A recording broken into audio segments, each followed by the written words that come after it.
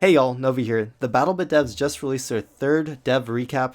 I watched the entire hour and a half long video so that you don't have to. Hopefully I'll condense it down into about 10 minutes. Basically, they talked about a new game mode releasing either this week or next week. They'll also have a new map, though I think they said that it's sort of a reworked old map, but I think it's a really old map because I've never seen it before. But anyways, I'll cover all of that and more in this devcast. So starting off with the new game mode, they said that we'll either see it tomorrow or next weekend. And it's sort of a classic game mode. They said that, it was in Battlefield 4 and stuff like that. They wouldn't really give us any more hints than that.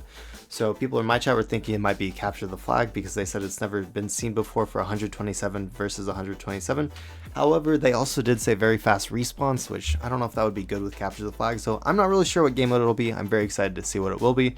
And hopefully we get it this week and not next weekend because that would sort of suck. They said it's sort of me different than the normal, not like capturing flags, but you go to different points to capture them. It won't be that, so it'll be a different game mode completely. Next, they covered anti-cheat as well. So they said that they are not going to use the current Faceit anti-cheat because it makes it so that Linux users won't be able to play. I have no idea how big their Linux player base is, but obviously it's big enough that they're not going to use just the standard Faceit anti-cheat. I think some people don't like the standard Faceit anti-cheat because they see it as too invasive as well. But anyways, the Faceit devs are taking this so seriously that they're making a completely new anti-cheat just for BattleBit, though I think they may expand it for other games as well in the future. But it will be Linux friendly and it will be an anti-cheat specifically for BattleBit. So they are waiting on the Faceit devs to make this before they switch to a different anti-cheat from Easy Anti-Cheat.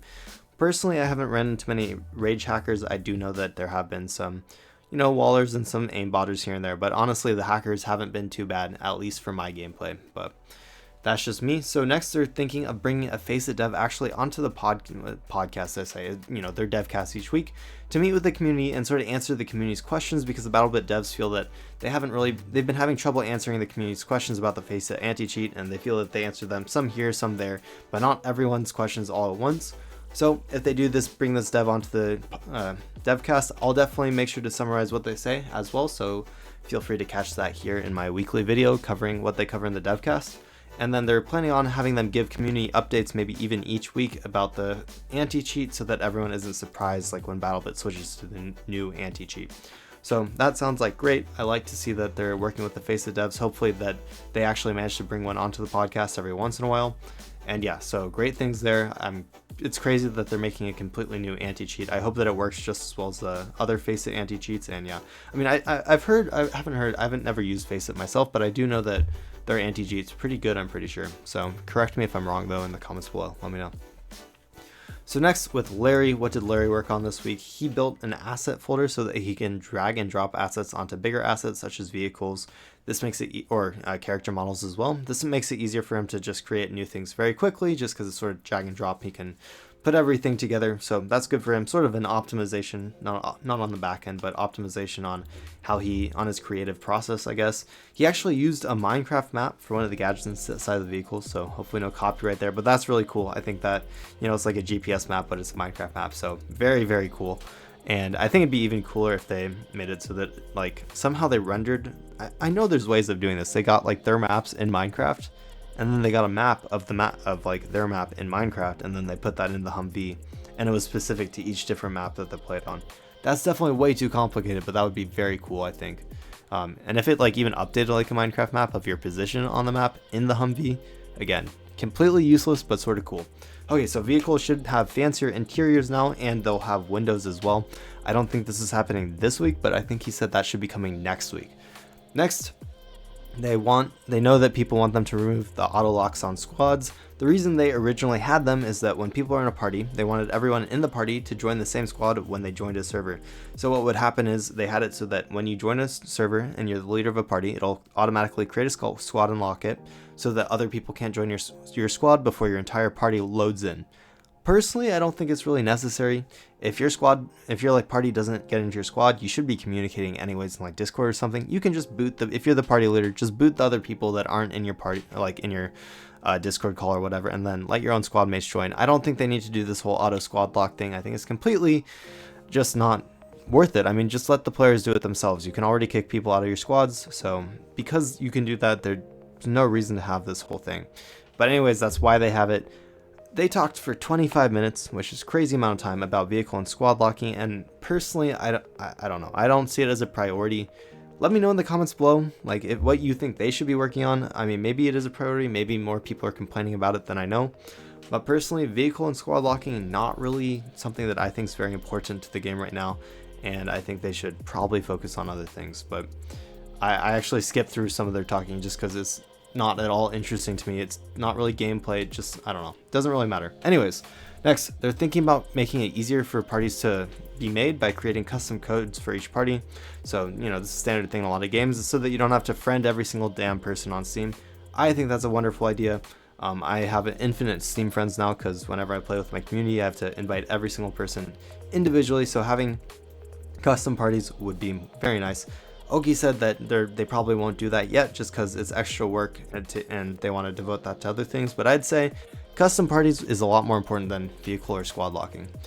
So next, they had a talk with some content creators, and I don't know if Larry or anyone ever watches these videos, but if they do, hint hint nudge nudge, I would love to join in on these talks. That would be awesome. I know I'm a little bit small, but my vehicles do pretty well, so please, thank you. Yes. Anyways, so what they got from this talk is, I think they only talked about 2 things in the devcast, but Shift F1 will now be a report. It's added as a hotkey. I think I actually saw in the Discord that Oki added that like today. So when you can mute someone with the F1 key, and then Shift F1 is to report someone. I don't know if that brings up like a dialog box or anything, but that is a thing now. And then also Sacriel asked for a hotkey to turn off of all VoIP, just so that you know, apparently what he used was like he wants to take this objective, and his squad is talking about Pokemon cards, which is understandable. So I think that's a nice key to have. It doesn't even have to be anywhere near like any of your other keys. It could just be like F5 or K or I or something. So next, there will be a new map, which is very exciting. I think that is coming this week. It will be 500 by 800 meters. There should be a cave system for water vehicles for effective flanking, so water vehicles will be more effective on this map. Next, there will be a port. There are different, and then, oh, sorry, there will be a port as like one of the objectives in the game. Looked really, really cool. And then it's objective mirrored, so both sides have the same number of objectives. I think that's pretty much the same for all maps, really. The US will have their standard, like, what's the word? Carrier. They'll have an aircraft carrier, and so they'll have more air vehicles such as helis. And then Russia will be ground-based, so they'll have more ground vehicles. I'm not exactly sure how the balancing will work with that, but they'll have to figure that out. Maybe have some statistics on which side wins more, because really the only difference between the 2 sides will be map design, but it'll also be mirrored, so there's that, and then there'll be the different vehicles. So that should, over a bunch of different matches, have the most effect on which side wins more. Next, they'll say that there will be a Japanese-style city on this map, so that's really cool. They also talked about maybe an Island of the Cats Easter egg. Apparently there's an island in Japan that has a lot of cats on it. I've never seen it, but they pulled up some Google images, which sort of looked cool. And I don't know if y'all know, but there are a ton of different Easter eggs. I'll try to get one posted right here, like an image up. And then they will also have a very big mansion on this map, so that's really cool. I can't think of any big mansions on any of their maps yet, so that should be a cool objective to fight over. There will be a crash plane in the center, and there are 2 to 3 other maps in the works as well right now. They didn't say when these would be released, but yeah, so we got a new map. Awesome. I don't know. I'm a lot more excited for this map than Namak, honestly. So I can't wait to play it. Namak is just, it's a little bit too campy for me. Lots of different angles to cover. It's hard to cover everything. More open maps like this sound much nicer. Next, they worked on new vehicles. Larry worked on civilian vehicles this week. They sort of look like 4-seater vans, so hopefully they're fun to drive. I don't know, they just sort of looked like Jeeps, honestly, and they complained a little bit about how hard the hitboxes would be to make for it just because they're open, but it'll be fine. New vehicles, different colors, cool. Next, we're sort of coming to the end of all the important stuff. They said that they might in the future add a golf area with a drivable golf cart just as a thing to do. I think it would be cool if they made it so that they're golf balls that you could like shoot into the hole. You know, I don't know, maybe just for fun. Next, Larry went to TwitchCon. Apparently he saw a monkey in the road or like on a market or something, and then apparently the guy at his hotel also said that there was a zebra standing in the middle of their hotel the week before they were there. So interesting, just side note there. The devs were told that some big esports people, I think specifically CSGO, something about a stream went down, and while they were not streaming CSGO, they were talking about BattleBit. So obviously BattleBit has made big waves in the overall gaming community, and esports people know about it. So Maybe esports will be coming to BattleBit. I know that's not really the point of BattleBit. A lot of BattleBit players are very against ever having like ranked or competitive stuff. So they sort of said that I don't think they're planning on ever having dedicated ranked or competitive modes, but they said that there will definitely be community servers dedicated to ranked and competitive game modes if that's your type of thing. I think it, like, while people want this game to be chill and not have the whole like toxic ranked competitive stuff, I understand that. I think it'll be good for the overall like player numbers and community to bring in some of the people who have that ranked competitive focus, have them in the community servers, you know, and if they come and you see the toxicity rise, well, there's a mute button, so that works. But I think overall for the game, it'll be better to have people from the ranked / competitive games as well. So next, this is just a side note, they talked about content creator skins. They just said that the way these skins work is they give the creator a bunch of codes, and then the content creators are allowed to distribute them however they want. Though I believe in the last developer update they said they didn't want the content creators to like sell them. The only thing I don't know is, like, I was thinking like I could give it away to if I ever get one, which I don't know if I will, but if I ever do, if content creators like are able to just give them out specifically to like channel members, stuff like that, I don't know, that may be a little bit shady. So they did say how they can distribute them however they want, but they also said no content creator skin black market. So I don't know what's going on with that. Maybe they need to make a more clear like terms of use for those skins. Next, they got a little bit worried about the copyright for Humvees. Apparently Humvees come after different games who have had Humvees in the game. So Larry said they could just like change the name or something. So hopefully that never becomes an issue.